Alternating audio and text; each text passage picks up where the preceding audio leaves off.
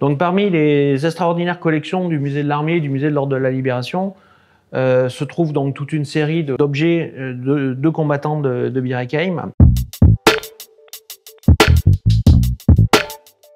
Bonjour, je suis Vincent Giraudier et je suis le commissaire du parcours consacré aux combattants de Bir Hakeim que nous présentons à l'historial Charles de Gaulle avec le soutien de la Fondation de la France Libre et grâce aux extraordinaires collections du musée de l'Ordre de la Libération et du musée de l'Armée.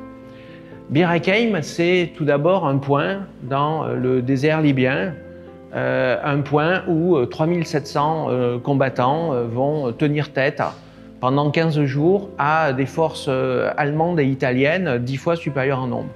Mais Bir Hakeim, bien au-delà de ce fait d'armes, c'est d'abord et avant tout le premier combat mené par des Français face à des Allemands depuis le désastre de mai-juin 1940. Parler des combattants de Bir Hakeim, rendre hommage à ces 3700 combattants de Bir Hakeim, c'est évidemment, à mes yeux, tout d'abord les citer. Pourquoi?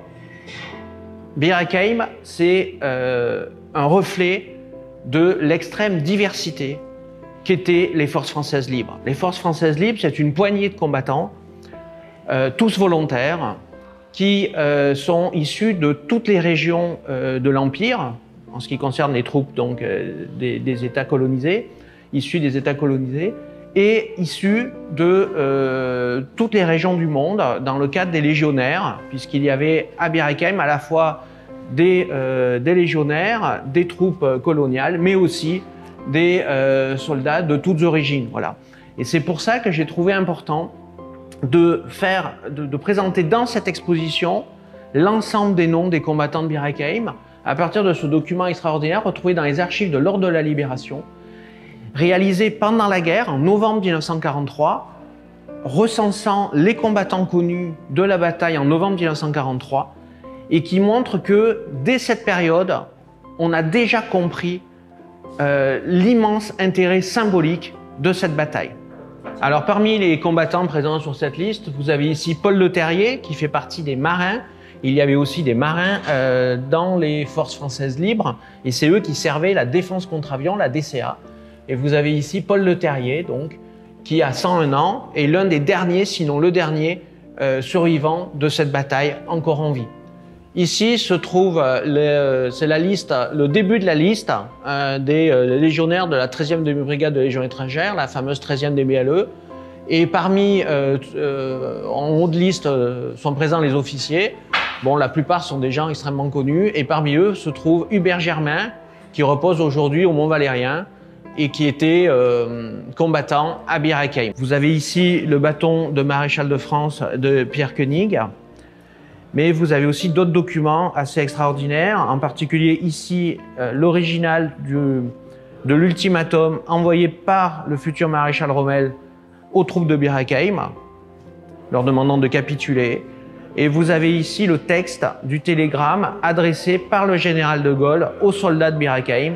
Général Koenig, sachez et dites à vos troupes que toute la France vous regarde et que vous êtes son orgueil.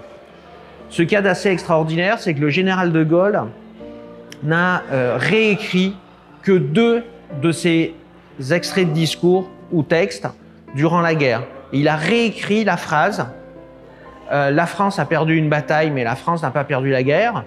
Cette phrase issue de l'appel du 18 juin. Et cette phrase, vous pouvez la voir sur certains monuments, entre autres, réécrite de son écriture.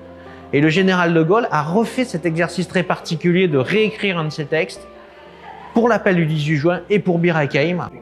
Donc nous sommes devant la vitrine consacrée à l'un des héros de Bir Hakeim, Gérard Théodore, qui, comme Hubert Germain, ils ont à peu près le même parcours. Ce sont des lycéens qui, à l'été 40, refusent la défaite, partent à rejoindre le général de Gaulle, intègrent des écoles d'officiers et se retrouvent tout jeune officier à Bir Hakeim. Gérard Théodore, il est au régiment d'artillerie FFL, et il a sa jambe arrachée par un obus lors de la bataille. Il va être amputé et il sera décoré de la Croix de Compagnon de la Libération par le général de Gaulle sur son lit d'hôpital à Beyrouth à l'été 1942. Au-delà de leur extraordinaire courage et de leur volonté de s'opposer donc aux troupes allemandes, les combattants de Bir Hakeim s'appuient sur un extraordinaire réseau de fortifications qu'ils ont eux-mêmes réalisées dans les 3 mois qui précèdent la bataille. La position de Bir Hakeim, c'est l'extrême sud du champ de mines qui court depuis la mer jusqu'à la position de Bir Hakeim. Les Français libres vont faire de Bir Hakeim un extraordinaire point de fortification, avec des fortifications de type Vauban, où vous avez des champs de mines qui permettent de faire converger l'ennemi vers les postes de combat anti-chars que vous avez ici sur ces archives qui sont issues des archives de l'Ordre de la Libération. Vous pouvez retrouver un de ces canons de 75 anti-chars modifiés dans les salles Seconde Guerre mondiale du Musée de l'Armée. Donc parmi les extraordinaires collections du Musée de l'Armée et du Musée de l'Ordre de la Libération se trouve donc toute une série d'objets de combattants de Bir Hakeim. Parmi ces objets, vous pouvez voir dans l'exposition les jumelles de Gabriel Brunet de Sérigné, légionnaire de la 13, qui sera ensuite chef de corps de la 13, tué au combat à la tête de ses hommes en 1948 en Indochine. Vous avez ici le képi de Félix Broche, commandant le bataillon du Pacifique, et qui lui est tué au combat à Bir Hakeim. Et vous avez des photos du départ du bataillon du Pacifique de Nouméa en mai 1941. Et puis vous avez l'agenda d'Hubert Germain.